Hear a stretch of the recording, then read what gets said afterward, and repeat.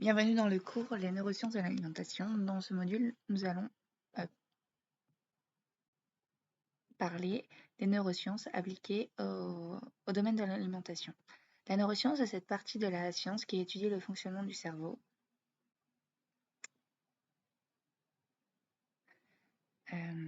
Ici, nous allons nous intéresser au comportement alimentaire.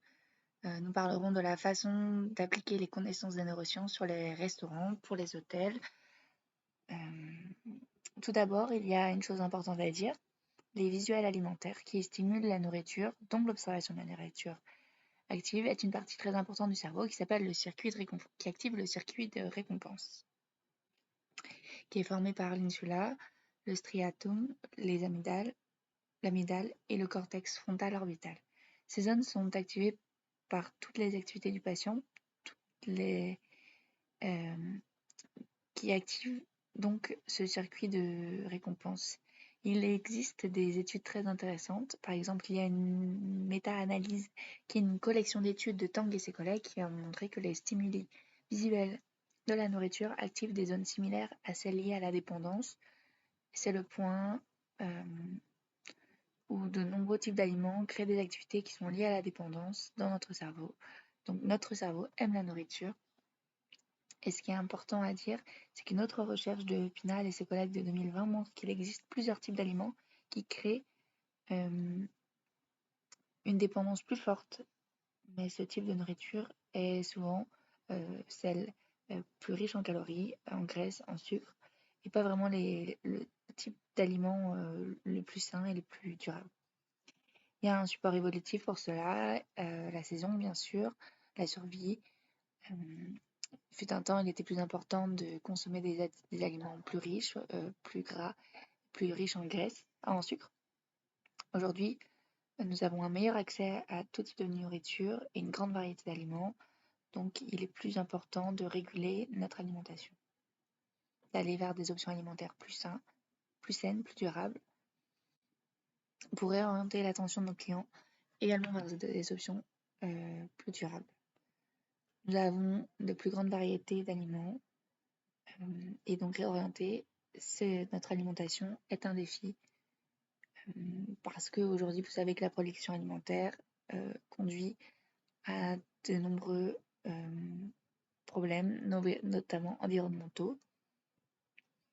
On peut étudier nos comportements alimentaires en étudiant le fonctionnement du cerveau, en étudiant quelle zone est activée pendant une tâche, pendant une consommation. Nous allons voir que selon les stimuli visuels, certaines zones du cerveau sont plus activées que d'autres. Donc il faut faire attention à l'attention du client et à ses stimuli visuels de nourriture sur vos menus par exemple. Vous ne pouvez pas surcharger vos menus d'images car cela va distraire votre client. Vous devez également être très prudent car parfois les images de nourriture dans les menus sont utilisées comme quelque chose qui va permettre d'avoir beaucoup de vues, mais la vraie nourriture va être différente. Donc il y aura un problème de concordance. Donc il faut équilibrer cette utilisation d'image. Une autre chose que vous pouvez faire est par exemple de tester votre nourriture visuelle dans des menus numériques. Le coronavirus a changé beaucoup de choses et l'une de ces choses est l'utilisation massive des menus numériques. Je vous suggère de l'utiliser non seulement pour l'impact environnemental car vous économisez du papier, mais aussi pour des raisons énergétiques, pour faire des économies, et donc parce que cette image est efficace. Grâce à ces menus numériques, vous pouvez étudier les réactions et la sélection du niveau, faire des statistiques sur ce que les clients choisissent.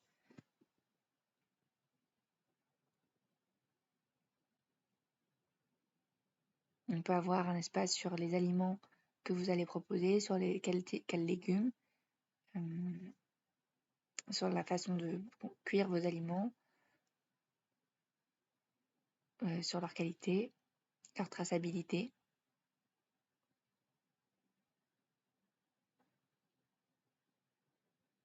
C'est le moyen de faire prévaloir certains répertoires, comme le répertoire seafood, d'avoir une connexion directe entre les invités et la ressource que vous allez utiliser dans votre cuisine.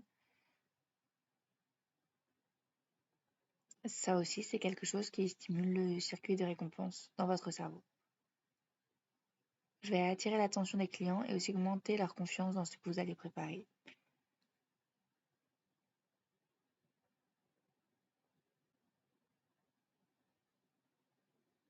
Aujourd'hui, les gens peuvent avoir des troubles de la confusion. Ils sont sur la façon dont les produits sont préparés. Il y a une vraie demande pour la transparence. Donc, on peut avoir une demande pour montrer la cuisine, montrer comment les produits sont fabriqués, voir les gens cuisiner, mettre en place certaines procédures. Par exemple, en Italie, nous avons de nombreux endroits dans lesquels vous pouvez voir comment les pâtes sont faites à la main. Vous voyez le processus. Il y a des espaces ouverts. Tout cela augmente la confiance que le client aura dans votre institution, organisation, entreprise. Il est important de montrer l'origine des ingrédients alimentaires. Vous pouvez mentionner la zone géographique.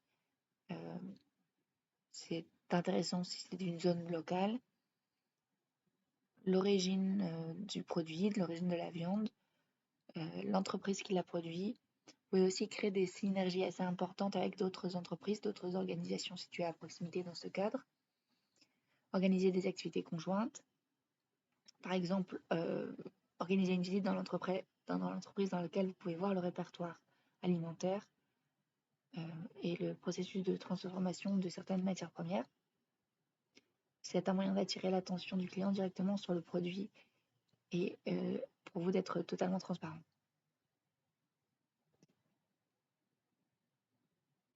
Vous pouvez aussi organiser des cours de cuisine où vous ne montrez pas seulement comment les choses sont cuites et préparées, mais vous donnez une éducation, une formation, participation qu'ils pourront valoriser ensuite. C'est un souvenir de vacances supplémentaires pour vos clients. Cela renforcera le lien entre vous et votre client. Merci d'avoir regardé et rendez-vous au prochain cours où nous verrons comment utiliser des mots particuliers pour attirer l'attention des clients.